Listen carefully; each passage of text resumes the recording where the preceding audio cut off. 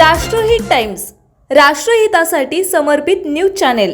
वारकऱ्यांना पिण्यासाठी शुद्ध पाणी पुरवण्याची जबाबदारी सरकारची असताना दूषित पाण्याचा पुरवठा केला जातोय।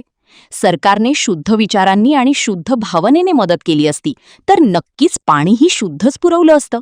पण विचार आणि भावना दोन्हीही दूषित आहे, म्हणून तर दूषित पाणी पुरवलं जात नाही ना।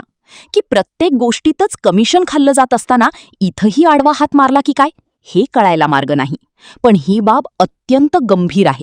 दूषित पाणी पुरवठा करण्यास कारणीभूत असलेल्या विरोधात सरकारने कारवाई करावी आणि वारकऱ्यांना तातडीनं शुद्ध पाण्याचा पुरवठा करावा।